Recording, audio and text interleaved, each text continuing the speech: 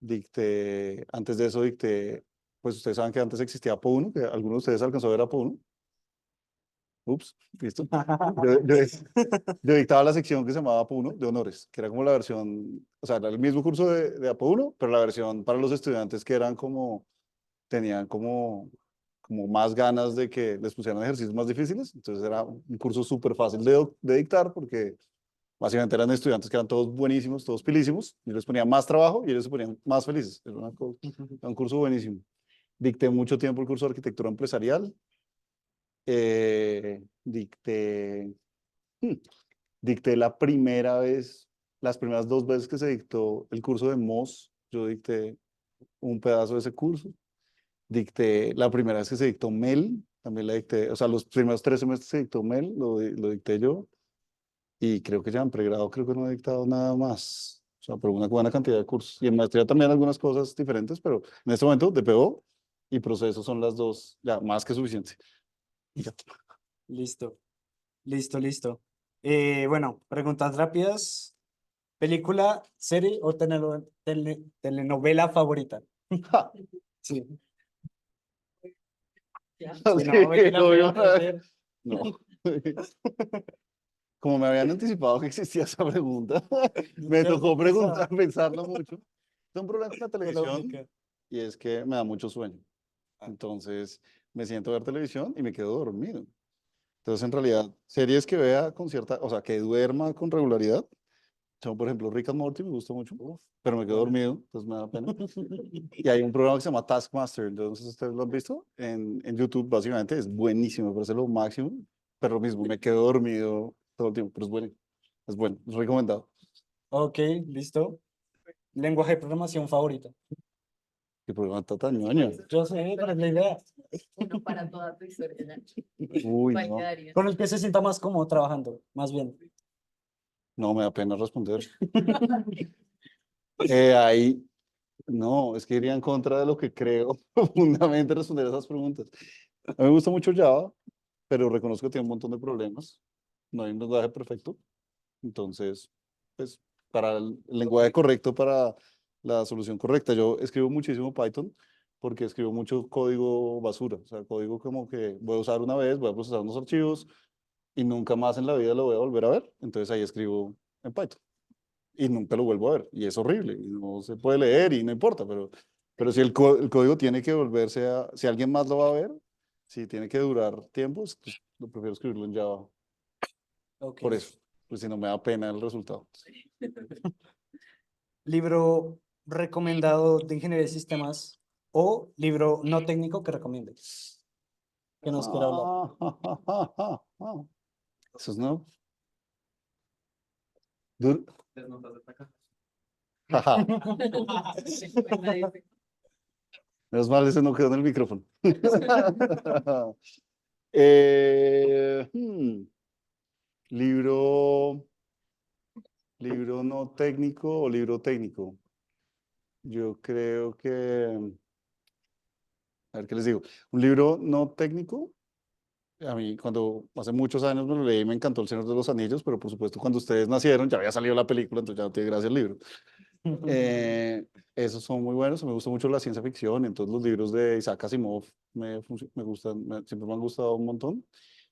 Y últimamente estoy leyendo un libro no técnico, pues no técnico entre comillas, pero muy bueno, que se llama algo así como This is how they tell me the world ends, que es un libro sobre ciberseguridad y ciberguerras y es una cosa espantosa. Entonces, si quieren estar preocupados sobre el futuro de la humanidad y cómo todo alrededor de la informática va a ser el centro del fin del mundo, entonces ese libro está bien. Es un libro, me parece aterrador, todo lo que estoy leyendo me da miedo, pero O sea, no, no, no, ¿trata del es, futuro? es un poquito sobre el pasado, porque en realidad es lo que ha pasado en los últimos 20, 25 años en cosas de ciberseguridad, espionaje cibernético, todas esas cosas. Es espantoso porque es todo real. Entonces, antes había unos problemas porque había Guerra Fría, entonces era Estados Unidos, Rusia por el otro lado, y se acabó. Hoy en día no, hoy en día cualquier grupo de hackers en cualquier parte del mundo tiene acceso a cosas equivalentes a armas de destrucción masiva. Mm. Entonces, no es tan descabellado pensar en que algún grupo extraño en la mitad de África decida atacar a los sistemas del acueducto de Bogotá y nos envenena a todos, que suena un extremo, pero no está lejos de la realidad. Entonces, el libro está muy bueno, pero también me tiene muy preocupado y muy angustiado.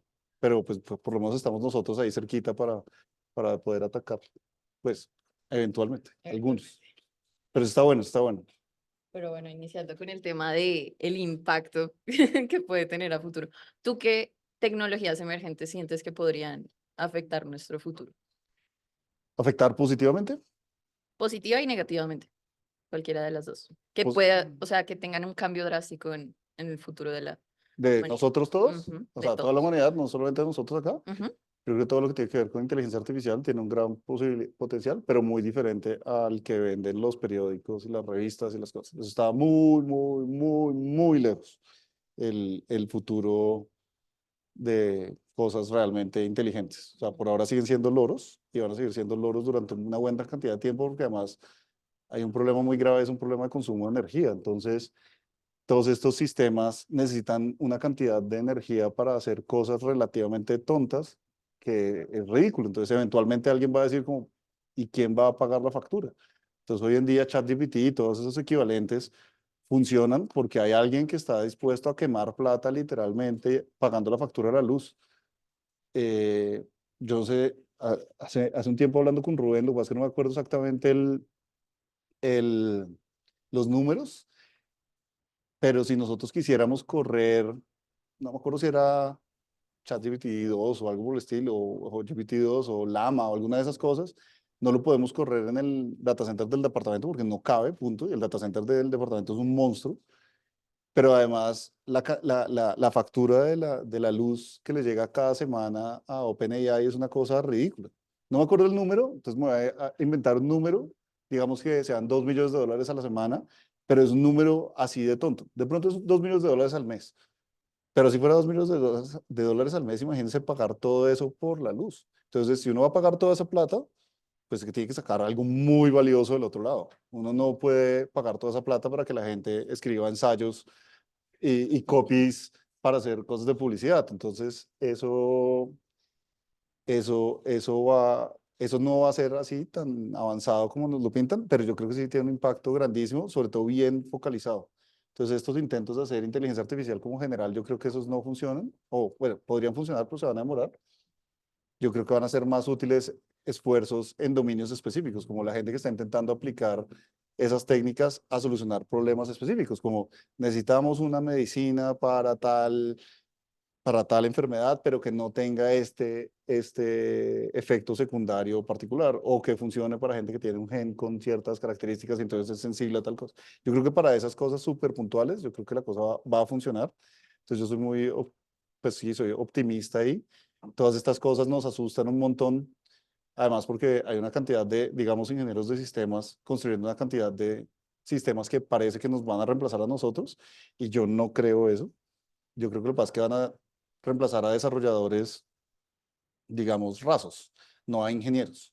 Nosotros, como disciplina o como profesión, tenemos un problema, es que no tenemos muy clara la diferencia entre el ingeniero y el técnico. Si ustedes piensan en un ingeniero civil, hay una diferencia enorme entre un ingeniero civil y el albañil. O sea, el que construye el edificio, el que construye la casa y el que diseña, el que hace la ingeniería del edificio, pues hay una diferencia grandísima. Y nosotros que somos una profesión tan joven, pues no la vemos. Esa diferencia no la vemos tan clara. Entonces hay un montón de ingenieros de sistemas o ingenieros en general haciendo trabajo que no deberían estar haciendo. A esos sistemas sí los van a reemplazar, pero es lo mismo es lo mismo que en otras disciplinas donde hay, digamos, robots y hay cosas no sé, un Caterpillar, un bulldozer, es bien, eso reemplazó a un montón de gente. Entonces ya no se necesitan 100 obreros echando pala, sino ahora se necesita un solo operador con un bulldozer de estos. Pero no reemplazó al ingeniero que tenía que hacer la obra. Y yo creo que eso es lo que nos va a pasar a nosotros. pero tenemos que darnos cuenta dónde estamos y tenemos que darnos cuenta que tenemos que hacer el trabajo que vale la pena hacer. O sea, uno no se mete 4 años, digamos 4 años de universidad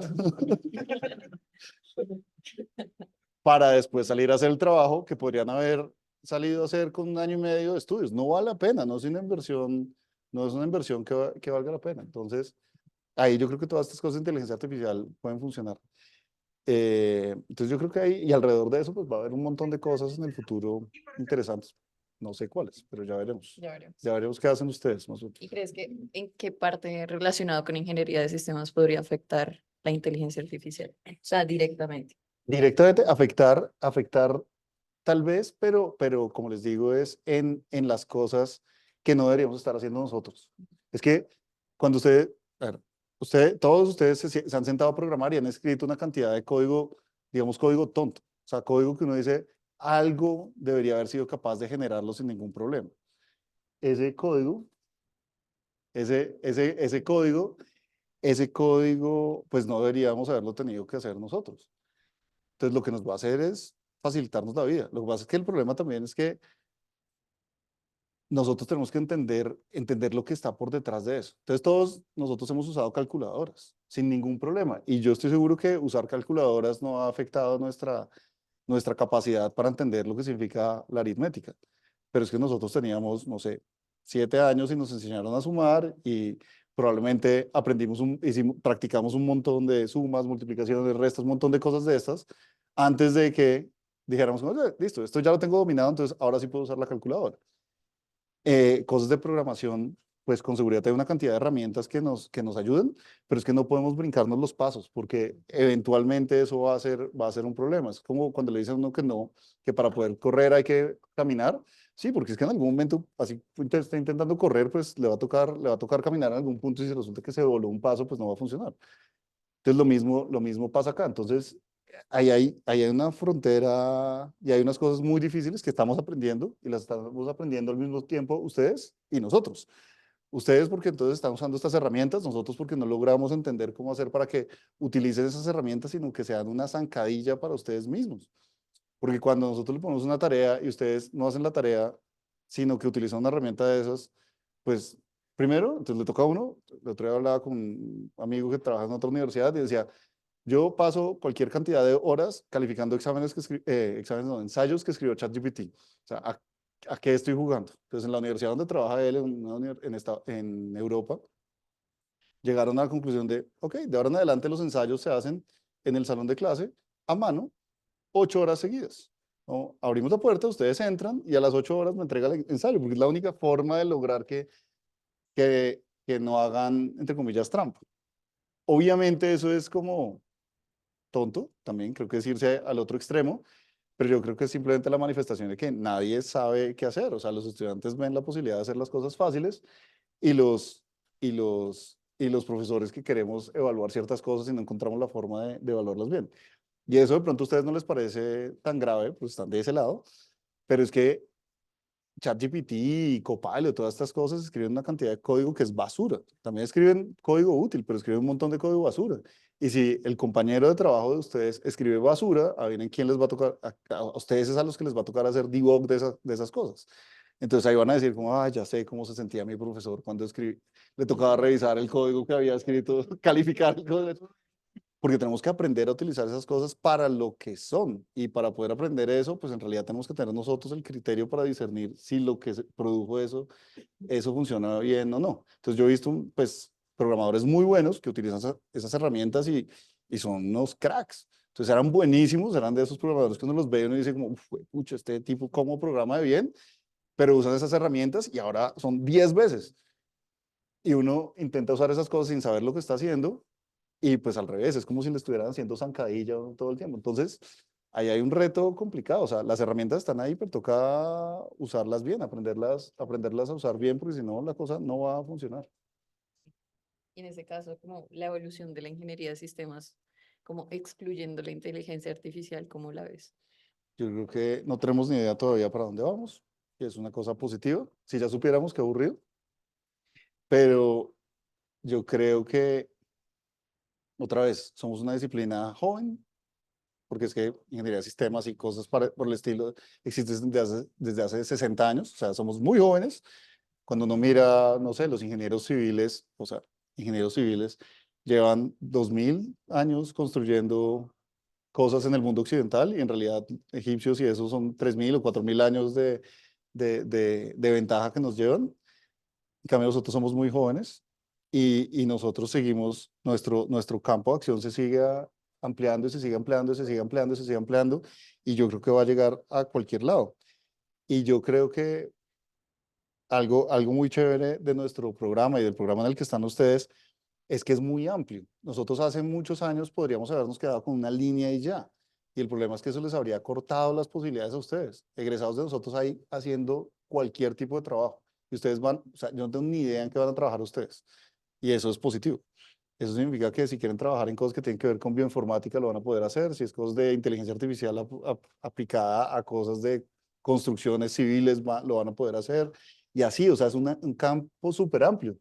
Entonces eso es buenísimo que todavía tenemos un montón de espacio para buscar y, y además, y eso sí ya es una cosa muy, muy, muy personal, a mí me parece muy chévere que nosotros estamos en una situación en la cual el mundo no está cerrado y además nosotros podemos construir un montón de cosas en el mundo. O sea, obviamente la situación para ustedes es un poquito diferente que para mí, pero yo me imagino, y yo digo, incluso en este momento yo podría decir como, uy, puedo dedicarme a lo que quiera. Como si un día me levanto y digo, uy, ¿saben qué? Como que me llamó la atención, no sé, las mariposas, entonces podría irme a hacer cosas en biología que tengan que ver con informática aplicadas a eso, porque ahí cabemos desde la parte, desde el lado de la informática. En otras disciplinas eso no existe. En otras disciplinas es como, listo, me gradué de tal cosa, entonces voy a entrar a trabajar como esto en esta empresa y después voy a pasar a este cargo y después voy a pasar a este cargo. Y bueno, de pronto voy a cambiar de empresa en el camino, pero eventualmente eso va a terminar y me voy a pensionar. Qué triste, qué triste. O sea, como que uno tenga 18 años, uno ya sepa para dónde va la cosa. Uy, no, mejor no saber, mejor tener oportunidades, mejor poder decir como, no sé qué va a pasar, pero algo me va a sorprender y de pronto va a aparecer una cosa súper chévere para hacer. Eso me parece, estamos en el lugar correcto. Listo, ok. Ya preguntas de estudiantes. ¿Escogiste ser director del departamento o cómo llegaste a ser director? Ok. Ah, Mm. Eh, a ver, en la universidad, y eso no pasa, o sea, esta universidad, muchas universidades tienen una cosa que es muy rara en una empresa, y es que los puestos directivos se turnen. Usualmente la gente, entre comillas, asciende a un puesto directivo y nunca vuelve a bajar. Acá no pasa eso. Acá a uno lo nombran en algún puesto directivo y eventualmente uno regresa a su posición como profesor. Usualmente la gente digamos que la gente se prepara para llegar a ciertas posiciones, acá no pasa tanto. Y mi puesto como director y el puesto en general de todos los directores es un puesto extraño, porque es un puesto donde, por un lado, seguimos siendo profesores, gracias a Dios, entonces uno tiene ese respiro agradable de tener estudiantes en clase, eh, pero, pero es importantísimo entender lo que hace toda la gente del departamento. Si uno no entiende eso, es muy difícil hacerlo. Eh, uno tiene que entender, cuando uno está en cualquier organización, pues uno tiene que entender qué es lo que hacen las personas que trabajan con uno y eso en otras entidades eso no pasa tanto. Entonces acá escogen a los directores, usualmente es algún profesor y lo ponen en ese rol y le toca a uno aprender un montón de cosas que, por ejemplo, en el caso mío no tenía ni idea. Entonces es una experiencia súper interesante. Es una experiencia, es difícil, es una cosa bien difícil porque me toca hacer un montón de cosas que nunca en mi vida había visto en la vida. Entonces, por ejemplo, a mí, ¿qué me iba a importar la plata? O sea, lo importante era las notas de los estudiantes, son los números más importantes de todos. Y de pronto, ahora resulta que pues, estoy en un departamento donde fundamentalmente el departamento tiene que ser rentable, o sea, porque si no hay que cerrarlo. Entonces, la plata es importantísimo y hay que contratar gente. Y bueno, gracias a Dios no me ha pasado, pero hay que sacar gente. Y bueno, es una cosa bien, bien, bien, bien interesante y retadora. Y el proceso fue relativamente fácil. En realidad ya Yesid ya había llegado al punto donde yo creo que ya se había aburrido, más que aburrido, se había cansado. Yo nunca había trabajado tanto en mi vida y eso soy bien ñoño. Eh, y entonces ya tenía que ser alguien más y pues terminaron escogiéndome a mí. Y ya, y ya, eso es todo. Ok. em, pues hablando de la universidad, cuando comencé a estudiar, ¿por qué escogí ingeniería de sistemas? Y si no hubiera sido esa, ¿cuál otra? Donde se hubiera visto, sí. Hmm, No, pues, Siguiente. no, yo nunca pensé en ninguna otra carrera. O sea, ya a posteriori, o sea, 20 años después, sí pienso, tal vez tal cosa habría estudiado, pero no, nada, o sea, nunca he pensado con seguridad. Yo tenía en mi casa un par de ejemplos importantes. Entonces, mis papás eran ingenieros de sistemas. Jamás hicieron ningún tipo de presión para que yo estudiara ingeniería de sistemas, nunca. Y alguna vez yo creo que ni siquiera me preguntaron, era como, pues, oye, hay que presentarse a la universidad. Yo, sí, claro, tú te presentas a sistemas. Como, y mi mamá me acuerdo que alguna vez me dijo como, ¿y no te vas a presentar a ninguna otra universidad? ¿Eh? Si no paso, ya veremos qué hago, pero no, yo voy a estudiar ingeniería de sistemas en los Andes y ya, pero nunca me hicieron ningún tipo de presión. Alguna vez le dije a mi papá como, ¿qué es esa vaina de programar? Y dice, ahí hay un libro. No me enseñó, mi papá trabajó acá, además, y fue profesor de varios de los profesores de acá, fue profesor de Ruby, por ejemplo. Pero no me, cuando le dije, no, pero ¿y cómo es eso de programar? Como, ahí hay un libro, o sea, pero, y no, yo aprendí a programar acá en la universidad. Yo antes, en realidad, sabía programar relativamente poquito. He hecho algunos experimentos relativamente chiquitos por fuera, pero no mucho. Pero sí, nunca tuve ningún tipo de presión, pero tampoco se me pasó por la cabeza nunca estudiar alguna otra cosa. Es que esta carrera es muy chévere. Mi relación con los computadores es muy vieja. O sea, siempre ha habido computador, siempre hubo computador en mi casa. Y siempre. O sea, desde que yo nací había un computador en mi casa, que es bien raro. Eh, y después, la primera vez que hubo un computador que realmente yo ya le podía meter la mano sin ningún problema, pues era por ahí en el 92 y era un computador, un 486. No sé si ustedes, ¿eso les dice algo? ¿Que es un 486? ¿Les dice algo un Pentium? Eh, bueno, un 486 era antes de eso. Entonces, un 486, imagínense, era un 486 de 80 megahertz de velocidad. O sea, póngale, los de ahora son de 2 y pico gigahertz, 3 gigahertz, o sea, estamos hablando unas cuantas veces menos. Ese computador tenía, yo creo que debía tener 8 megas de RAM, megas de RAM. El disco duro era como de 160 gigas, 160 megas, perdón. Obviamente disquetes de los modernos, de los cuadraditos chiquitos duros, no de los floppies blanditos. Y ese era el computador de antes, que era un 386, que ese sí, ni siquiera, pues, era, o sea, viejo. Entonces mi relación con el computador siempre fue como, era un aparato normal que estuviera ahí y yo usaba el computador. Y no, así como naturalmente terminé estudiando esto y me encanta además, pero, o sea, en ningún momento nunca pensé que me hubiera equivocado, nunca pensé que estuviera en el lugar incorrecto, ¿no? Me encanta la carrera y volvería a estudiar esto con todo. Y volvería a estudiar acá, además. Oh, ok, listo. Más o menos también cercano al tema. No sé el contexto de esta pregunta. No, mentira. Por, ¿por qué abandonaste física? ¿Es verdad que te faltó un semestre para terminarla? Ujú. Bueno, no. No, no es tan cierto, no es tan cierto. Yo entré, es que probablemente les pasó a ustedes. Uno entra acá y le dice, pero es que puede hacer doble programa. Y uno dice, pues, ¿cómo va a ser tan? A ver, si puedo hacer dos programas por el precio de uno, pues obviamente voy a hacer dos programas. Mala decisión, mala Sí, decisión. sí. Y entonces a mí me llamaba la atención física y me parecía divertido estudiar física, pero hasta ahí, o sea, divertido estudiar física. Es como, a uno le podría gustar estudiar historia y cosas de esas, pero, pero hasta ahí. Y entonces yo estaba estudiando física también, estaba haciendo doble con física. El departamento de física nunca se enteró, o sea, yo nunca les conté. Llegué hasta cuarto semestre de física y ellos nunca se enteraron porque pues tenía mi plan bien armado, yo decía, veo estas materias, esta me vale acá, esta me vale allá, todo. Y ya en cuarto semestre me tocó ver física 4. que era física, ahí uno veía, o sea, en ese momento nosotros tocaba ver obligatorio física 1, 2 y 3. No es tan grave, no es tan grave.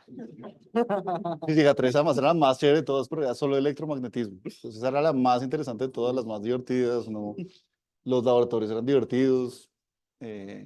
Física 4 en cambio, era ondas, óptica, pero sobre todo ondas, era la parte principal. Y ahí los laboratorios eran divertidísimos, o sea, eran los mejores laboratorios de todos. Uno jugaba con láseres, con hologramas, no sé, tocaba medir la velocidad de la luz, alguna cosa de esas. Yo llegué hasta el día antes del examen del primer parcial de Física 4. Ese día yo me acuerdo todavía que yo dije, ya el taller de estructuras de datos ya no puedo seguir trabajando porque me toca estudiar para el parcial de Física 4. ¿Qué estoy haciendo con mi vida? Y entré a Banner y retiré. Y eso es todo. Y ese día dejé de estudiar física. Y en realidad era como, a mí me gustaba estudiar sistemas, me gustaba hacer los talleres y me gustaba, en realidad, sí, me tocaba hacer el taller, entonces yo hacía el doble del taller y cosas de ese tipo porque me gustaba, porque quería aprender más. Tenía además un monitor que era pilisísimo, que bueno, ya él fue instructor acá hace un tiempo, pero ya no está aquí en la universidad. Y entonces, bueno, ese tipo era realmente muy bueno, muy inteligente, y él creía que yo lograba entenderle cosas. Entonces él siempre, o sea, él fue además monitor, iba un semestre adelante que yo, entonces siempre fue mi monitor toda la carrera. Yo después me desquité con otros que les hice lo mismo.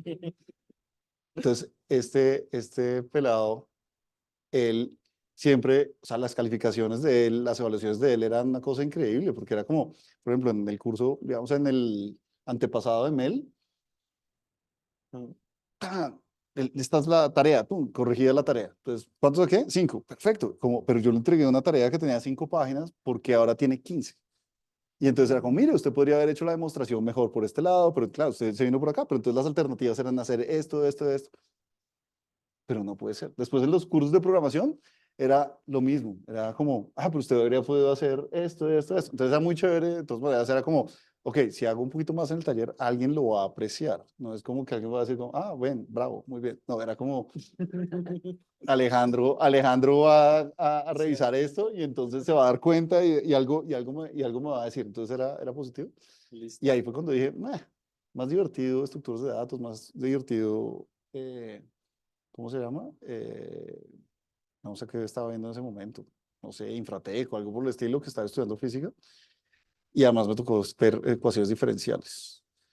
Y me da pena decir el nombre del profe porque ya se murió, pero a mí me dijeron, metió clase con tal persona. Y yo, sí, me dijeron, con el Chompiras. Y yo, sí, ok. Como 2 semanas después alguien me dijo, ¿con quién está viendo? Con tal. Con la rata. Yo, nadie me dijo que había metido con un profesor que le decían la rata. Uy. La leyenda dice que había rajado al hijo. No. Sí, no. Era muy querido, pero los exámenes eran dificilísimos. Entonces ya había retirado Física 4 y ya dije, no puedo retirar 2 cursos, entonces me tocó aguantarme hasta el final de ecuaciones diferenciales. Fue muy duro, fue un semestre muy Pesado. doloroso, Ok. pero bueno, ahí estoy, sobreviví. Tengo una cicatriz en Ok. algún lado. Nos preguntan, ¿cuántos idiomas habla, profe? ¿Cuántos ¿Cuántos idiomas? idiomas habla? Depende de quién le pregunte. Digamos, más o menos 4. Ok, ¿cuáles son? Español, más o menos, inglés, italiano y algo así como francés. Francés, Algo ahí, parecido al francés. Sí, algo suficiente como como para para, animales. no, suficiente para defenderme y Ok. poder hablar con una persona en cualquier lado en la calle y que no me pierda, pero hasta ahí.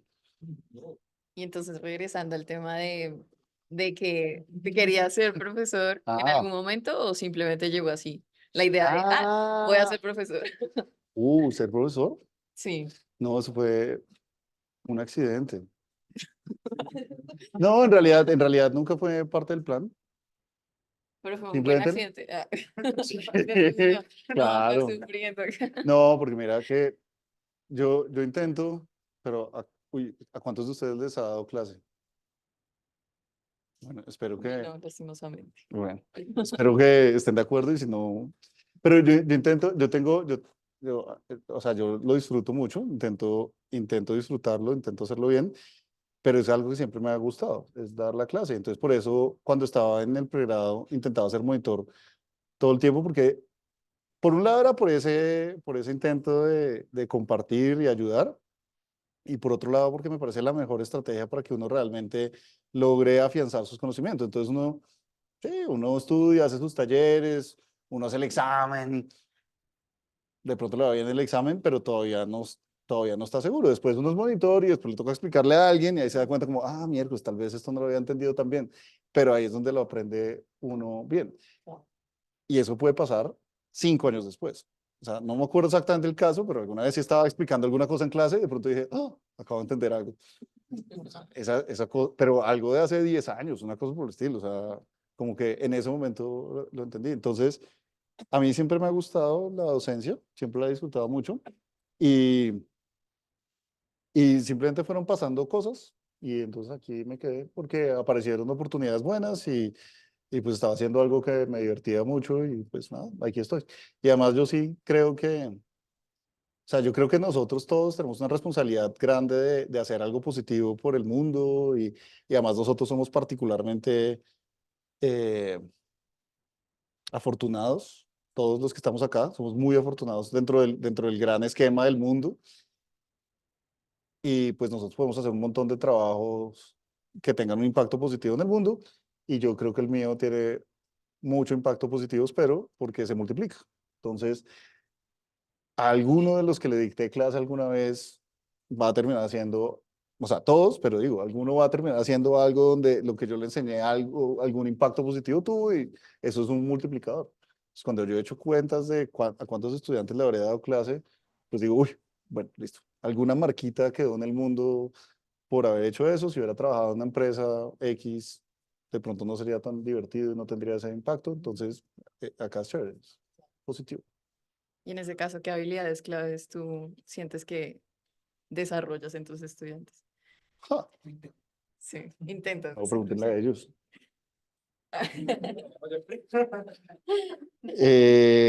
Yo creo que nosotros como ingenieros, y ingenieros de sistemas particularmente, una de las cosas que tenemos que hacer es tener pensamiento crítico. Es que hoy, y además hoy en día estamos en un momento en el cual nos llega No, un aquí estoy montón, contestando correos. nos llega un montón nos llega, hay mucha información alrededor de nosotros y además mucha información que es basura. Y, y noticias de mentiras y frameworks que no sirven para nada. Y tenemos que defendernos. Y nosotros tenemos que ser capaces de tener la capacidad crítica para darnos cuenta que está bien, que está mal, o sobre todo qué está bien en que una situación y qué está mal en otra situación. Yo hay una cosa que les digo en clase, sobre todo en la clase de maestría, y es sobre el rol de los arquitectos. Entonces, en las empresas hay relativamente poquitos arquitectos, porque en general en la sociedad hay relativamente poca gente formada como arquitectos de tecnología. Y lo que termina pasando es que llegan los proveedores de tecnología y les venden a las empresas cosas que no necesitan. Y todos los juguetes que venden todas estas empresas valen mucha plata. O sea, ninguna empresa de tecnología le vende nada a ninguna empresa que valga menos de $100,000. O sea, un juguete de $100,000, un software de $100,000, son chichiguas. En tecnología y con las empresas, las cosas estamos hablando de millones de dólares. Y llegan y le dicen a una empresa, es que usted necesita eso. Y la empresa no tiene el criterio para defenderse. Y la empresa tiene de pronto una gente que trabaja en el área de tecnología que medio entiende de lo que les están hablando, pero llegan estos proveedores de tecnología gigantes a vender cosas, además con unos equipos de venta que son increíbles porque son la gente seleccionada para hacerlo muy bien y las empresas no pueden defenderse. Se necesitan gente muy bien formada, que entienda muy bien de tecnología y que además tenga criterio, que sea capaz de decir como podrá ser el mismísimo presidente de la compañía, pero eso no es lo que yo necesito. Por más que me lo esté regalando, porque si además pueden hacer trucos de estilo. Mire, se los regalo los primeros 5 años y no se los cuentas y a 5 años, uy, 5 años a cero, a 10 años eso da ¿cuántos millones de dólares? Como de pronto ni regalado, gracias. Pero para poder hacer eso se necesita realmente tener mucho criterio, tener conocimiento técnico profundo, poder hacer las preguntas difíciles y no tragar entero. A pesar de que el que le esté vendiendo a uno las cosas por delante sea el mejor vendedor del mundo o la mejor vendedora del mundo, porque es una cosa difícil, es una cosa muy complicada y el mundo se mueve así. Y nosotros los ingenieros, además, usualmente nos encanta la tecnología, no nos gusta, no nos sentimos tan cómodos pensando en otras cosas y pues eso no puede ser. O sea, tenemos que tener una visión completa de esas cosas. Es difícil. ¿Y existe entonces algún consejo personal que te gustaría darnos? Sobre eso, Sí. nada, que toca desarrollar ese pensamiento crítico, toca no tragar entero.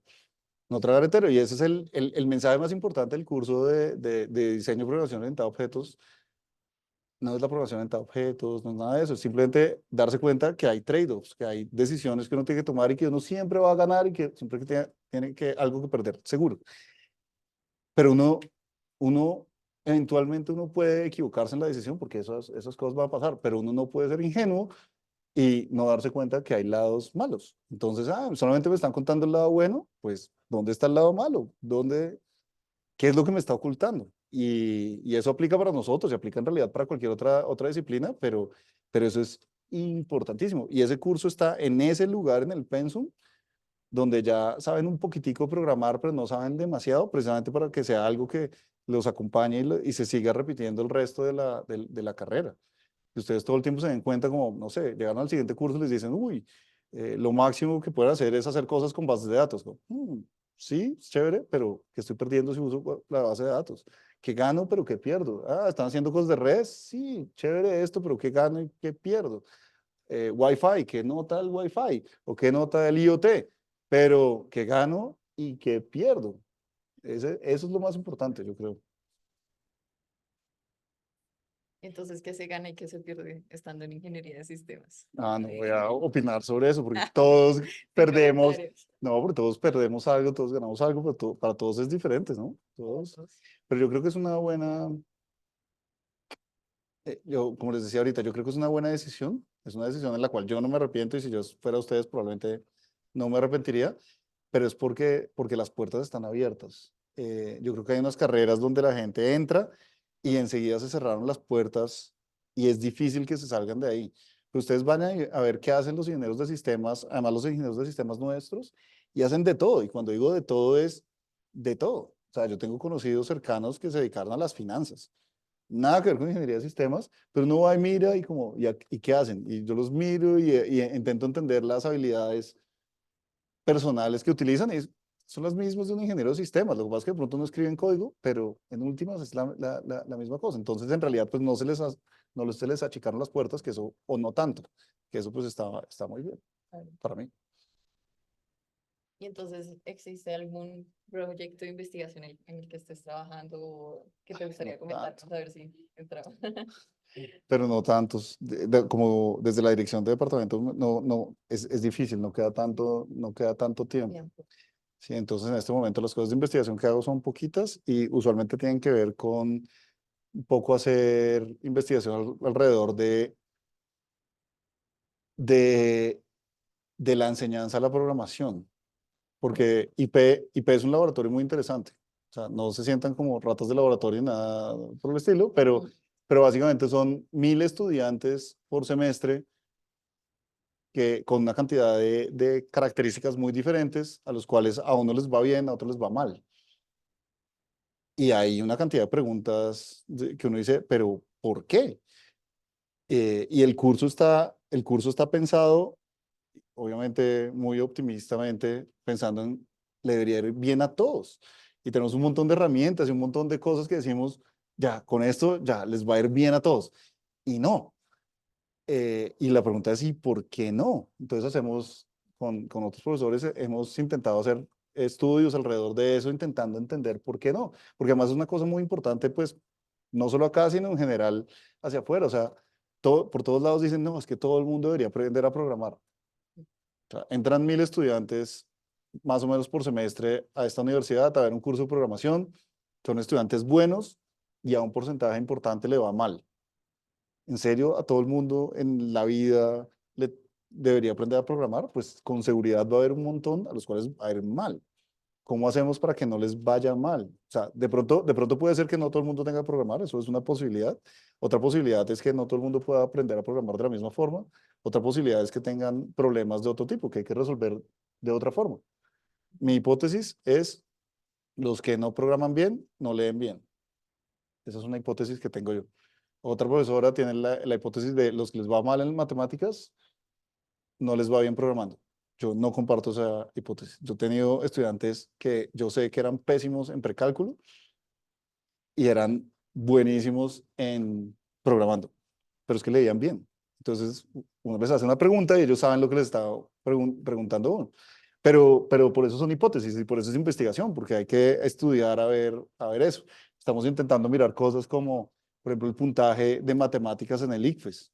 Y uno lo mira y no parece tener ninguna correlación con el resultado en un curso como IP. Y el curso como IP es chévere porque es como estandarizado, ¿no? Entonces, mucha gente, mucha población más o menos con las mismas condiciones. Entonces, es interesante para poder intentar probar cosas, pero pues ahí vamos. Ese es un tema de investigación chévere, interesante. Ok, listo. Y como director, ¿cuál siente que ha sido el caso más raro que ha tenido que atender? De lo que sea, alguna anécdota como chistosísima, no sé. Ah, chistosísimo. No, eso no es. Chistosísima. Que no sea dentro del salón de clase. Uy, no, no, O no, no, como no, profesor. no. No, pues, pero es que usted, o sea, no, es que es difícil contar, o sea, cosas positivas hay de todo. O sea, cosas positivas hay una cantidad de historias muy positivas, muy bonitas, pero también hay una cantidad de historias duras. Y como profesor y como director un poquito más, pero como profesor a nosotros nos llegan unas historias que son complicadas. Y seguramente me lo han escuchado a mí en otras ocasiones, pero ustedes llegaron a la universidad y todos esperamos que ustedes salgan con un diploma de la universidad, pero más importante todavía es que salgan contentos de la universidad. O sea, si su paso por la universidad es doloroso y triste, pues algo hicimos mal. Eh, y desafortunadamente, pues muchas veces hay estudiantes que tienen problemas de todo tipo y muchas veces confían en nosotros para que los escuchemos. Y eso es, por un lado, es reconfortante porque uno dice, uy, pucha, ¿qué habré hecho para que esta persona tuviera confianza en mí para contarme este tipo de cosas? Por otro lado, también es como, no puede ser, ahora me llevo esto y ahora voy a llorar esta noche yo en mi casa. Que es duro porque es que yo soy ingeniero de sistemas, yo no soy psicólogo. Por eso estudié ingeniería, ¿no? Entonces, historias, no les voy a contar detalles porque no, prefiero no contarles detalles, pero historias dramáticas hay de todo tipo de problemas en la casa, problemas académicos y eso que son difíciles, pero también hay cosas bonitas. Entonces, los que les fue muy bien en ciertas cosas, los que después se graduaron o ni siquiera se graduarse porque tuvieron algún éxito rotundo de alguna cosa, se ganaron una beca, o sea, todos esos es bonito, o sea, como es reconfortante y es como, ven, yo tuve algo que ver un Estoy poquito aportando. con eso y además me lo contaron, entonces eso es chévere, eso es como bonito y eso es parte de lo que hace el trabajo acá, chévere. La pandemia fue lo peor, ahora que me estoy acordando, la pandemia fue lo peor y para mí lo peor era no tener el contacto, es que era una cantidad de cuadritos negros y a mí me iba relativamente bien porque, no sé, en una clase mía era normal que hubiera 7, 8 cámaras prendidas. Entonces, uy, y yo le contaba a otros profesores y me decía, 7 cámaras, pero ¿cómo hace? Es que es obligatorio, ¿o qué? Pero yo intentaba, entonces yo tenía un setup ahí en mi casa como enredado, entonces tenía una pantalla donde tenía los estudiantes, tenía otro donde tenía las diapositivas, intentaba, pues para que fuera importante. Alguna vez alguien estornudó y yo le decía salud y me decía, ¿cómo así? Me estaba viendo y yo, pues obvio, por eso le dije que pusiera la cámara. Y, pero es que era importante la proximidad y la cercanía con los estudiantes, que pues eso es parte pues por lo menos de mi personalidad, pero yo creo que es parte de la personalidad de la mayoría de los profesores. Si a nosotros nos oliera feo la gente y quisiéramos distancia, pues estamos en la profesión equivocada. O sea, hay casos, pero, pero, Eh, entonces eso era lo más difícil de la pandemia y afortunadamente ya estamos todos acá con estas configuraciones que no sirven para mucho. ¿Les tocó alguna vez una clase híbrida? Uy, sí. No, pero la historia. Sí. Sí, Sí, tuvo varios. eso no funcionaba. Bueno, profe, ¿qué le gustaría hacer cuando se pensione? Yo no me quiero pensionar. No, no, pues en pregunta. ¿Qué me está ahí queriendo Yo insinuar? me hice la pregunta. Yo no me quiero pensionar. Ok, seguir trabajando en lo Sí, que uno hace. sí, porque es Es que chévere. porque a mí me gusta mucho el trabajo y a diferencia de, primero, todavía no estoy aburrido del trabajo, que eso no pasa con todo el mundo. O sea, hay gente que se aburre del trabajo después de cierto tiempo. Por otro lado, el trabajo de nosotros, un poquito en la parte docente, pero en la parte de ingeniería de sistemas es que no se acaba el espacio para explorar, ¿no? Entonces siempre va a haber tecnologías nuevas para aprender, siempre va a haber cosas adicionales para hacer. Para mí, un ejemplo es mi mamá. O sea, mi mamá sigue trabajando como igual que hace varios años. Eh, o sea, si yo la llamo en este momento, probablemente me va a decir que está teniendo un problema con algún programa, porque tiene un problema, porque algo no compila, o porque una base de datos está, alguna cosa, o sea, de verdad es de ese estilo. Entonces, para mí eso es un tremendo esfuerzo, es ejemplo, pero además es un ejemplo también, o sea, mi mamá tiene la cabeza perfectamente activa y yo creo que también es parte de trabajar. Yo tengo un poquito esa impresión de que la gente se pensiona y se vuelve vieja rápidamente y yo espero que no me pase eso. Entonces, haré todo lo posible, vendré acá a la universidad, me pasaré por debajo de los torniquetes o lo que sea necesario. En Sharpie, donde diga el carnet jubilado, le escribiré como estudiante o alguna cosa, lo que sea. Ok. Profe, ¿le gusta cocinar? ¿Cuál es el plato favorito para comer y cocinar? Me gusta cocinar, ¿Sí? sí, me gusta cocinar. Hay un libro muy bueno, ahora que lo pienso. Ah, ahí estaba, ahí estaba. Hay un libro muy bueno que les recomiendo a todos ustedes porque parece que estuviera pensado para ustedes. Ustedes saben que uno a través de la universidad puede acceder a toda la librería de O'Reilly, que es como, a mí, de la biblioteca, eso es lo mejor.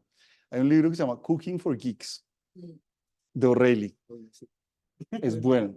Es bueno porque, pues, por un lado sí, es un libro de cocina, pero tiene todas las explicaciones de qué es lo que está pasando y tiene todos los tips geeks que ustedes se pueden imaginar sobre cocina. Y le explica a uno lo que está pasando y le explica a uno las cosas. Entonces, ese libro es chévere y además aprende uno y después tiene sentido hacer cosas. Ok. ¿Y qué me gusta hacer? Me gusta hacer cosas que sean complicadas. Entonces, bueno, hay cosas fáciles y cosas complicadas. Entonces, cosas fáciles, por ejemplo, risotto a la milanesa es como mi comida favorita, pero cosas un poquito más complicadas de hacer, por ejemplo, costillas, barbecue, pero cocinadas mucho tiempo, o sea, 24 horas de cocción y cosas de ese estilo. Entonces, eso es rico. Nos hacemos un compartir acá. Va a tocar. Ya sabía. Sí, es chévere. Sí, no. Este café ya. Sí, con café, café está muy. La terraza de Emilio ahí. Sí, sí, sí, sí, hay unas técnicas de cocina que son chéveres, pero necesitan paciencia. Ok. Un canal de YouTube. No, Yo lo seguí. yo no. ¿Qué tal un video de 24 horas? Una carne. El directo ahí. Uf, qué aburrido. Eh, ¿En qué deporte se considera malo? En todos. ¿En todos? Ok. En orden alfabético, en todos. Una pregunta de Ok. ¿Qué tan, bueno, creo que más o menos ya no la contestó, pero ¿qué tan importante fue su papá para escoger su carrera?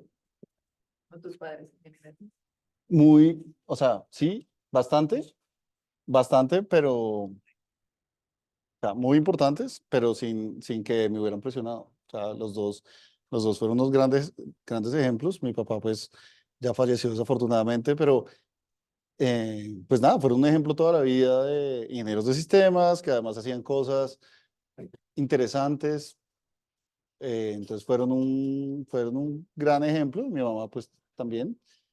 En general mi familia siempre ha sido un gran ejemplo para mí. Em, sí, eso. Y mis papás los dos pues estudiaron acá y pues mi papá trabajó acá, mi papá fue coordinador. Hace, an- más o menos cuando yo nací, era coordinador académico acá. O sea, una relación con el departamento bien vieja. O sea, cuando yo entré a la universidad, había profesores que decían, no puede ser, la última vez que lo vi tenía 2 meses. Como, entonces, claro, es de esos como que llega uno y como, oh no, usted me está haciendo sentir muy viejo. Y después, unos años después, como, oh no, y ahora usted es muy jefe, no puede ser. Una relación ahí como complicada, pero nada, Y todo hablando muy de eso, positivo. entonces, ¿qué experiencia tuviste siendo hijo de papás de acá de la universidad? Ah, Que te no, acuerdes así. a ver, estábamos en introducción a ingeniería de sistemas. Me acuerdo que la profe invitaba a otros profesores a saludar a los estudiantes, a charlar, a contarles un poquito. Y me acuerdo que estaba Jorge Villalobos, que yo no tenía ni idea quién era. Y entonces él habló, dijo alguna cosa, y bueno, ¿tienen preguntas? No. Mario Eduardo, ¿preguntas? Yo como, ¿Cómo? señor. Esa fue una. Y, y la otra fue Ruby. Ruby me dijo alguna vez como, yo nunca tomé clase con Ruby, y ya se van a dar cuenta por qué. Ella me dijo, tu papá me dio clase. Fue mi primer profesor en la universidad. El primer examen que tuve en la universidad fue con tu papá. Me puso 0,4 o, o 0,8, pero era 0. Yo dije, oh, qué bueno. Nunca metí clase con Ruby, no, nunca, que no le va a dar papaya para que... Sí. Ay, y en ese caso, entonces, pregunta rápida. Banda, música, favorita, ¿qué? A mí me gusta mucho el metal. ¿El bate? Ah, yo te veía de música clásica, Me gusta mucho la música clásica, pero si voy a escuchar el música que yo escojo metal, metal. banda para recomendar. No, ninguna particular, pero me gusta mucho muchas cosas como más bien clásicas, como Iron Maiden, AC/DC, Metallica, cosas relativamente viejas. Pues para mí son viejas. O sea, para ustedes ni siquiera son clásicas. Clásica, la música clásica. Ay, y entonces, ¿alguna pregunta? Ustedes. Ay, ay, Dios. Ay, no. Pero es que me habían hecho el trailer de que usted estuvo en física. Ah. Perdiste, La publicidad. la primicia. Pero Resumen, abandoné resumen. física. Abandoné física. Ah, Porque no me iba a dedicar a trabajar en física. Entonces, no valía la pena. Era un hobby interesante, pero hasta ahí. Sí, porque es que el esfuerzo que se requiere para estudiar una carrera y hacerlo bien es muy alto. Yo siempre he creído que uno tiene que... Yo nunca me extracredité, y no les recomiendo extracreditarse. Hay que hacer las cosas bien y ya, y no estar corriendo. Yo entiendo que uno tenga cierto afán un poquito de graduarse y no exagerar la cantidad de semestres, pero no hay que correr, o sea, termina uno disfrutando mucho más la universidad y la carrera si uno no exagera en la cantidad de créditos.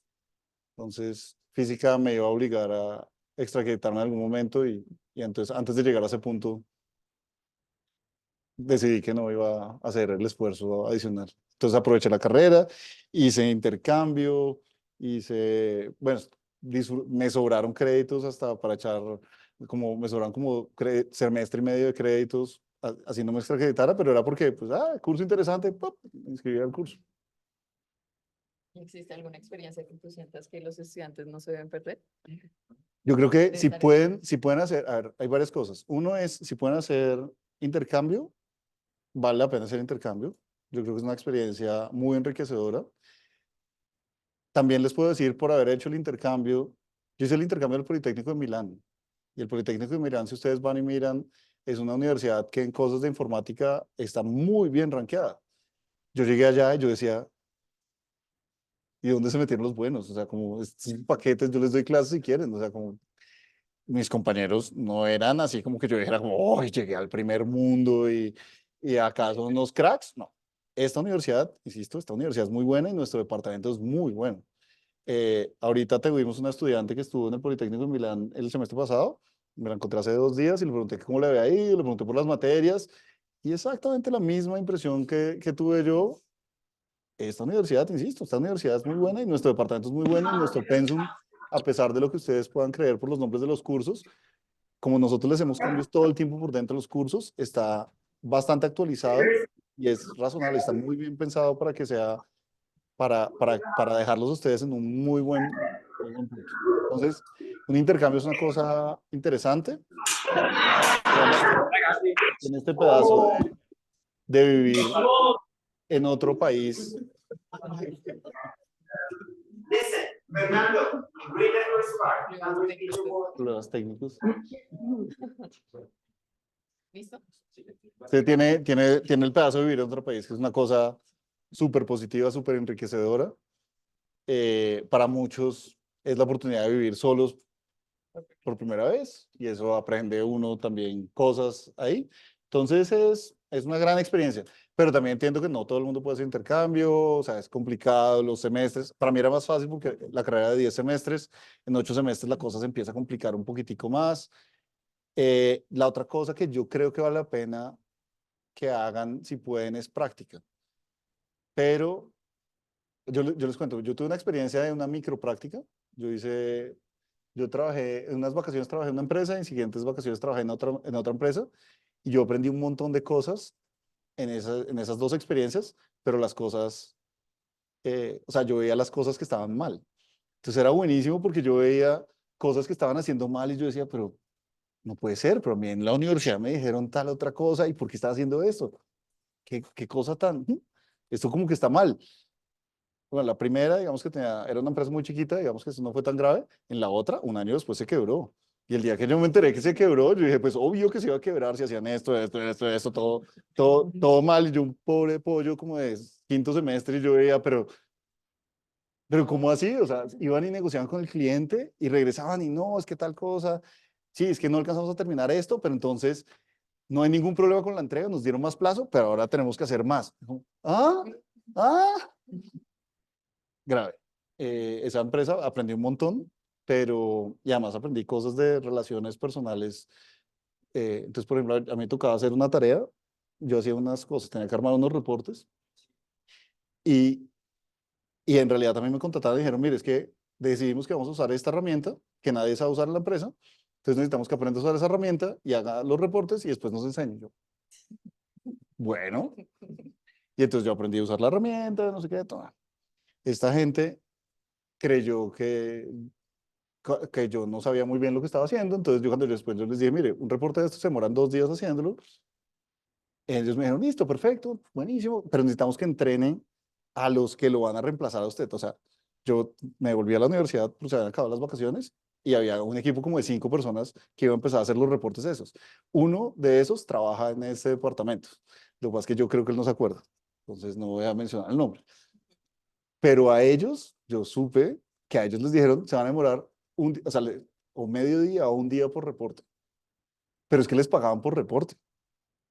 O sea, yo sabía como, yo sé que se van a demorar 2 días, pero claro, ellos verán. O sea, ellos creen que yo me demoro mucho por ser muy bruto, entonces, pues bueno, si ellos dicen como, seguro estos genios se van a demorar la mitad del tiempo o la cuarta parte del tiempo, pues ellos verán, no, claro, lo que querían era pagarles menos. Era decirles como, sí, es que es un día de trabajo cuando en realidad se van a demorar 2 o 3 o 4 días de trabajo haciendo cada una de esas cosas. Eh, o sea, son ese tipo de cosas que fueron unos aprendizajes interesantes porque no son aprendizajes técnicos de la carrera, son aprendizajes de yo veía como, uy, y ese jefe, yo nunca en la vida quiero ser como ese jefe. O sea, como, y ahí trabajaban varias personas, varios de los que éramos como chiquitos, los sigo hablando con ellos y han tenido unas carreras buenísimas, pero yo creo que todos tuvimos un aprendizaje chévere ahí en negativo. O sea, cuando uno ve que las cosas están derrumbando alrededor de uno, pues de todas maneras uno algo aprende. Fue interesante. Entonces, práctica, yo creo que tiene sentido hacerla también pensando en eso, en aprender ciertas cosas. El mundo en las empresas es muy difícil y nosotros no estamos preparados para eso. Nosotros estamos preparados para resolver los problemas técnicos y para pues una cantidad de las cosas que aparecen en la carrera, pero es muy difícil acá en la universidad simular cierto tipo de cosas que van a pasar en una empresa. Yo se los he dicho en clase a los que me han tenido en clase y han tenido proyectos en grupo. Pues los proyectos en grupo acá son lo más parecido a trabajar en una empresa que hay. Es que va a haber alguien que no hace su trabajo. Y hay alguien en la empresa que contrataron porque es un paquete, pero es el sobrino de alguien. Y es parte del equipo de uno. Y pues toca aprender a lidiar con eso. Una cosa que a mí me faltó en la universidad fue tener grupos de trabajo malos. Mis grupos eran buenísimos, porque teníamos un grupo de amigos que íbamos todos bien juntos en la carrera y trabajamos siempre juntos. Entonces, yo nunca tuve compañeros de grupo malos. Y eso es un problema porque, pues, yo no sé manejar cuando hay alguien que no sea bueno en el grupo de trabajo. O sea, es como, mi única reacción es como, entonces me toca a mí hacer el trabajo. Pues, bueno, está bien, porque claro, cuando tenía la edad de ustedes no aprendí eso. En la universidad, pues, debía haber aprendido pasado por ese problema de, bueno, toca sacar a alguien del grupo, o sea, todas esas cosas. A mí nunca me tocó hacer nada de eso porque mis grupos eran muy buenos. Y bueno, ahí uno aprende en la universidad. Pues, Y entonces, como estudiante, ¿qué aprendiste? ¿Qué te dijo? Como, ¿qué te gustaría decirles a estos estudiantes o a mí incluso? que toca disfrutar lo que uno hace. Yo creo que si uno, obviamente hay cosas que a uno no le van a gustar. O sea, obviamente hay cosas que uno dice, este curso, este curso, no estoy aprendiendo nada. Miren, a mí me tocó ver un curso que se llamaba Pensamiento Sistémico. Ese era un curso en primer semestre. No tengo ni idea de qué pasó en ese curso. Pueden ir y ver mi certificado de notas, por ahí dice que saqué 5 en ese curso. No tengo ni idea de qué pasó en el curso. Y fui a todas las clases, hice todas las actividades, todo lo que entró por un lado y salió por el otro. Eh, Cursos de sistemas ya de cosas de verdad, les puedo contar un montón de cosas. O sea, de hecho, pues yo tengo un asunto y es que yo tengo muy buena memoria. Entonces, hay cosas que me pasan en clase y es como, en clase seguramente hago ejemplos de los que me hicieron a mí. O sea, han pasado 20 años y todavía me acuerdo del mismo ejemplo.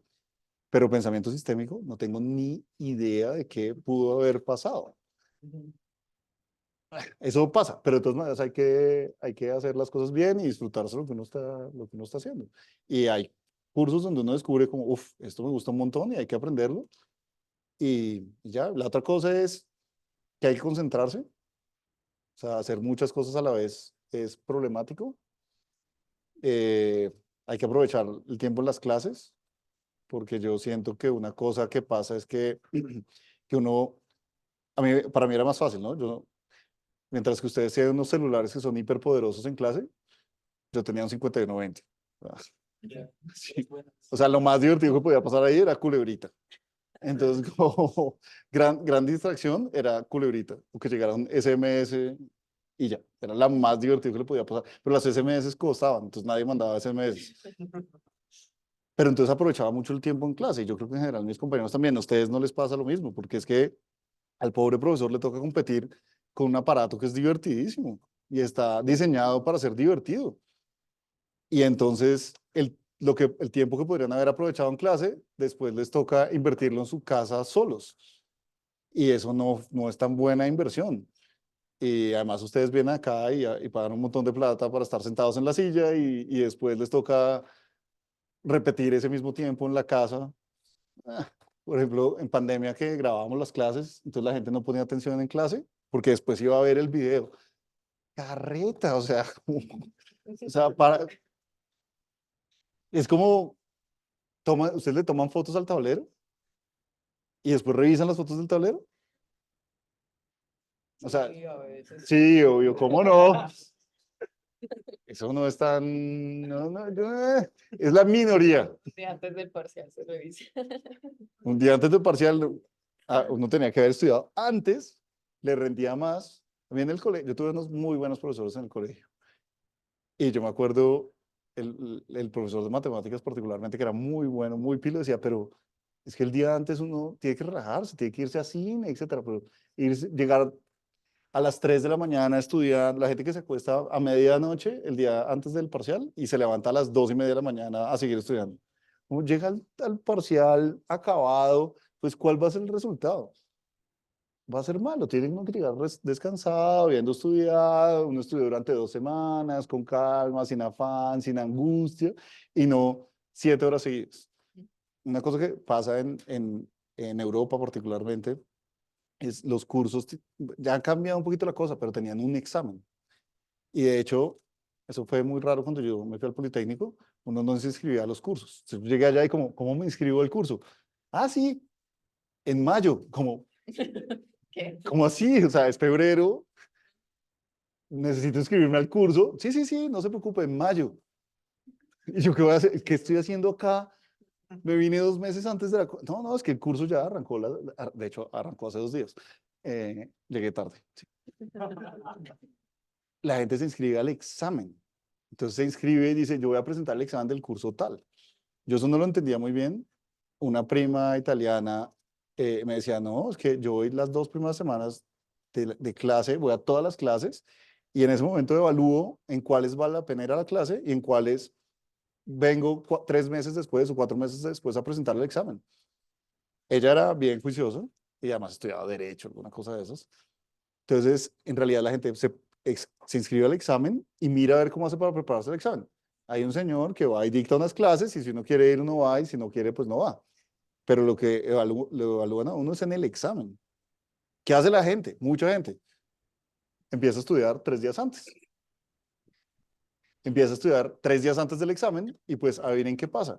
En 3 días antes se juegan toda la vida en un solo examen y por eso se demoraban en ese momento 7, 8 años en hacer la carrera, porque se tiraban, además uno puede repetir los exámenes, un montón de cosas, entonces pues nada, la gente en un semestre presentaba 3, 4 exámenes, se tira la mitad, entonces presentaron 2, uno puede presentar el mismo examen por ahí un mes y medio después, entonces tocó estudiar en vacaciones para el examen, pero ¿qué va? Estudian 2 días antes, ¿no? Eso es un sistema súper, súper complicado, estudiar de a poquitos todo el tiempo, con lo que los obligamos nosotros a hacer de practicar, eso es súper, súper diferente, es bien diferente y funciona, yo creo. ¿Sí funciona? Pues yo creo que sí, porque la alternativa es gente que se aprendió las cosas de memoria y, y, y de pronto fue capaz de responder la pregunta en ese momento, pero seguro una semana después ya no se lo acuerda. Pero hacer un proyecto, ¿no? El proyecto entre el sudor y la sangre, eso genera el aprendizaje. Ok. Bueno, tenemos preguntas de nuestro profesor queridísimo Carlos Lozano. Ah, ok. Sí, no. Eh, ¿Ha publicado algún libro? ¿Cuántas copias de su libro ha vendido? O sea, ¿Carlos Lozano está conectado? no lo sé. Ah, Puede ser. Está grabado, si acaso. qué pregunta tan antipática. No, ninguno. Ninguno, o sea, digamos que sí, pero no vale. O sea, el libro de la tesis, de mi tesis de doctorado estaba por ahí en algún lado, pero eso no cuenta. Ok. Eso no cuenta. Y nunca he terminado de escribir el libro de IP. Algún día terminaré de escribir el libro de IP, pero voy hasta el capítulo 2, hasta el nivel 2. No sé si han visto el nivel 3, que llega ahí y se queda ahí. Bueno, ahora la frase que dice ahí la decía mi profesor de cálculo integral, que decía, él decía que, ¿cómo era? Un cálculo integral estudiaba primero, pues, integrales y después llegaba a series y después llegaba a series de potencias. Y él decía que antes de eso uno era de provincia y después uno era intergaláctico. Que eso era la diferencia entre todo lo de antes de series de potencia y después las series de potencia. Yo nunca entendí las series de potencia, pero me acuerdo todavía a mi profesor diciendo eso, entonces por eso está ahí anotado. Uno, antes de tener ciclos, uno no puede hacer nada. La programación es cualquier cosa. Después de que uno tiene ciclos, uno puede hacerlo todo. Entonces, por eso esa es la nota y eso es todo lo que he escrito de ese capítulo. Entonces, bueno, algún día existirá. Gracias, Eh, Carlos. Todo bien. eh, ¿Qué tan frecuente sube a Monserrate y cuánto se llega a morar subiendo? O sea, no, seguro. Estábamos intentando subir una vez a la semana. Estábamos. Estábamos como hasta hace 2 semanas, Ok, pero sí. no salió bien. ¿Cómo? No, No, ya, no, pero ya, hasta hace 2 semanas. No, lo que pasa es que en diciembre es imposible subir. En diciembre repletísimo, entonces ahí se vuelve muy aburridor subir, pues llega la gente a pagar penitencias y todo eso. Entonces, la gente de rodillas y descalzos, no es raro. Y la subida a Monserrate no es tan difícil, así que cuando quieran, No, a esta hora no, porque de noche está Ahorita cerrado. El todo- camino está cerrado. El camino no dejan subir de noche. Como después de la 1, creo, de hecho. O sea, Pero es que si uno sube, si uno baja antes de las 8:30 de la mañana, creo, vale la mitad el telesférico o el funicular. sí, es Entonces, verdad eso. es la tarifa para atletas. Em, ¿Qué pasó con ACM y por qué no IEEE? ¿Qué pasó ACM es con una iniciativa, supongo. ACM? No, ACM es un capítulo. ACM es Capítulo la, de IEEE. no, ACM es es Association for Computer Machinery. Entonces, en el mundo Ok, existen dos asociaciones profesionales importantes en temas relacionados. Una es ACM, la otra es IEEE. ok, IEEE es mucho más amplia porque incluye también cosas que tienen que ver con electrónica. También tiene un capítulo ahí que es un apéndice relativamente nuevo, que es Computer Society, y ACM es realmente la importante en temas de computación. IEEE es un wannabe, jaja, Carlos. Eh, entonces tiene el capítulo este que se llama Computer Society, yo no sé cuándo se unió a IEEE, pero puede haber sido hace poquito, 20 años, algo por el estilo. ACM, en cambio, es el grupo realmente importante y original en temas de computación. El premio Turing es el premio, básicamente, el equivalente del Nobel en temas de computación se lo entrega ACM.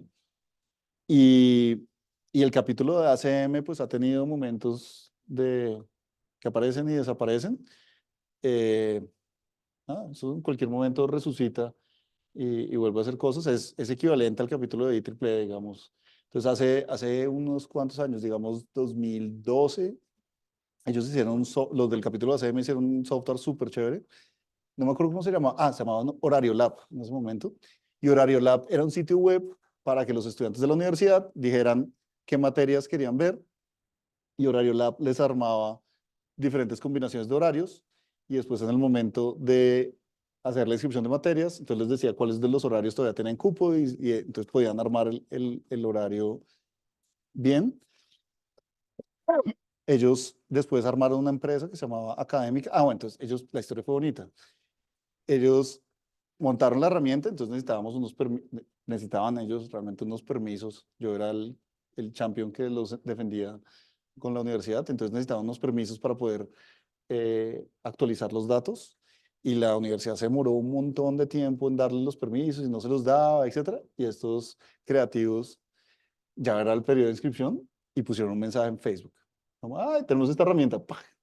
Que hacía screen scraping para sacar los datos de cursos y eso.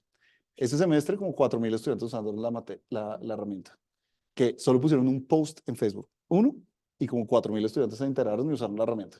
Entonces ahí la universidad llegó y les dijo, bueno, está bien, vamos a usar la herramienta, pero necesitamos que sea una empresa, porque si la herramienta la van a usar los estudiantes, alguien tiene que darle soporte. Entonces queremos pagarles por la herramienta, pero tiene que ser una empresa. Entonces armaron una empresa y duraron por ahí un año más y ellos después se graduaron de la universidad y aplicaron a Y Combinator, pero no pasaron con esa herramienta. Entonces ellos intentaron pivotear, etcétera, y la cosa nunca les funcionó muy bien, pero uno trabaja en Facebook, el otro trabaja en Twitter o trabajaba en Twitter, o sea, a los tres que trabajan ahí les ha ido re bien con esa carta de presentación de... Ahora, eso creo que se parece bastante a una cosa que hay en este momento que no me acuerdo nunca cómo se llama, algo de horarios de alguna cosa, una herramienta de horarios, no sé cómo se llama. Eso, ok. eso, creo que tiene una cosa parecida, que es muy chistoso porque es lo mismo, pero 10 años después. O sea, es que una y otra vez aparecen los mismos problemas y eso. Entonces, eso fue bonito, pero lo que pasa con esos grupos es que, a ver, es chévere armar esos grupos y yo creo que ustedes aprenden mucho en esos grupos y aprenden sobre todo cosas que tienen que ver con liderazgo, con manejar equipos, ese tipo de cosas. Pero en general lo que yo he visto es que les pasa lo mismo que les pasa a las empresas familiares. Yo no sé si ustedes saben, pero un país como Colombia, y en realidad en todo el mundo, las empresas familiares son como el núcleo de la economía y usualmente duran 2 generaciones. Y en la tercera, si no fue en la segunda, en la tercera se destruyen. Y es porque arranca la empresa y hay alguien que es el crack que arma la empresa y hay un pedazo de la familia que está detrás de eso y después esa persona eventualmente le hereda a la familia a la siguiente generación, y la siguiente generación de pronto y medio logra manejarla, y en la tercera, sobre todo si la empresa fue exitosa, en la tercera se dedican a gastarse la plata y se acaban las empresas. Y un poquito lo mismo le pasa a estas iniciativas. Entonces ese grupo particularmente era muy bueno, era un grupo súper poderoso y se graduaron. Y yo no sé si todavía, pero hasta hace 6 meses, si ustedes entraban a la página de ACM, del capítulo de ACM, seguían apareciendo ellos, 7, 8 años después de haberse graduado, porque no apareció una siguiente generación, porque ellos simplemente eran, pero muy buenos haciendo las cosas ellos, pero no fueron capaces de reclutar a unos un poquito más chiquitos que duraran más tiempo. Entonces, eso es lo que le pasa a muchas de estas iniciativas y es parte de lo que uno tiene que aprender porque es que pasa acá y pasa en las empresas y es difícil, pero toca aprender. Ok, ya como de las últimas preguntas. ¿O no? Alguien había levantado la mano. Sí. ¿Ellos? Si quieres, palos de virtual. Dale. Listo. Eh, Tú mencionas que cuando te volviste director, cuando hubo todo ese proceso, habían muchas cosas que tú pensabas como, hey, yo nunca pensé que iba a tener que manejar plata, pensar como todos esos temas. Eh, ¿Qué otros temas así interesantes o que no son a simple vista has llegado a trabajar que sean como interesantes? A ver, hay varias cosas que yo creo que vale la pena aprender. Lo primero es, no importa la empresa, cualquier empresa es difícil, es lo primero. Y entre más grande es la empresa, más difícil es. Y tiene reglas de juego, y tiene intereses, y tiene personas diferentes, y no todo el mundo está totalmente alineado y todo el mundo está buscando exactamente lo mismo. Y eso es una cosa que toca aprender a manejar. Porque no es tan fácil. Incluso en una empresa como esta, que es la universidad, pues hay una cantidad de intereses diferentes y diferentes visiones de lo que significa la universidad y diferentes expectativas. Entonces, para nosotros es absolutamente normal lo que está pasando ahora, que haya muchos estudiantes en sistemas, pero en otros departamentos no es así y no les parece raro. Hay poquitos que dicen, pues sí, normal, es que la gente no estudia eso, entonces pues normal. Es que si hubiera muchos, pues pelearían por los poquitos trabajos que hay. Como eso es una visión completamente diferente a la de nosotros y es difícil. Entonces toca manejar eso. Eh, Hay, no sé, cosas, por ejemplo, que me dejan perplejo a mí y me ofenden desde la parte profesional, es los sistemas de información en las empresas, y eso incluye esta universidad, no son tan buenos como deberían ser.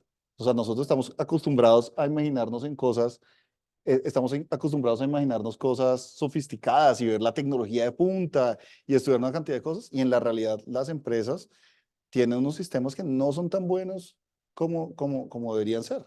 Entonces, pues si ya llegaron ahí a cursos como BI, pues ahí uno le hablan de analítica, de un montón de cosas de esas, y uno quiere hacer unos análisis súper interesantes y coger los datos y entrenar redes neuronales y hacer deep learning y predicción de las cosas, y uno va y mira los datos de verdad, y todos los datos están mal, y todos los datos están llenos de ruido. Y eso es la realidad. Entonces, ese tipo de cosas son un poco extrañas. Y la otra cosa es, en este rol particularmente, pues hay que entender de un montón de cosas. Entonces, yo trabajo un montón con Valentina. Una de las cosas que nos preocupa un montón es el scouting. Y el scouting es mercadeo, en últimas. Yo no tengo ni la menor idea de mercadeo. O sea, la última vez que vi una propaganda de televisión fue hace como 7 años, una cosa por el estilo. Yo qué sé cómo voy a hacer mercadeo, pero es una cosa que en últimas es un problema que me toca a mí, y entonces toca tener un equipo que lo ayude a uno con esas cosas, y el equipo le habla a uno en las siglas esas espantosas, entonces el CPR y el TDR y el no sé qué cosa, y uno dice, ¿de qué me está hablando? Y entonces son las métricas interesantes, y uno, pues nada, toca ir a hacer la tarea, ir a estudiar cómo es que es la vaina. Es una cosa de mucho aprendizaje, es una cosa donde uno dice, sí, listo, toca aprender, y pues es que nosotros nunca vamos a dejar de aprender. O sea, es parte de nuestra carrera, es parte de la vocación como ingenieros de sistemas, estar dispuestos a que vamos a seguir aprendiendo cosas, así sea de mercadeo o de finanzas o de cualquier otra cosa, pero pues tenemos que estar abiertos a eso. Listo, ya se nos acabó el tiempo. ¿Sobreviví? Sobrevive usted la prueba. ¿Listo?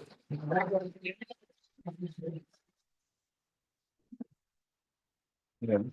Muchas gracias a ustedes por venir. Gracias a todos los que nos acompañan todos. presencial, los que están virtual, de verdad, muchas gracias. Hubieron 1000 preguntas, no podemos todas, pero de verdad, gracias, profe. No, a ustedes muchas gracias. Muchas gracias. Gracias Chévere. por Me parece muy chévere la iniciativa. Gracias. Ah, sí, no se vayan. Ah, y la foto Sí. grupal. Listo, pues. Aquí todo el Ah, aparato sí, este. gracias, profe, muy amable. Sí, Sí, ya.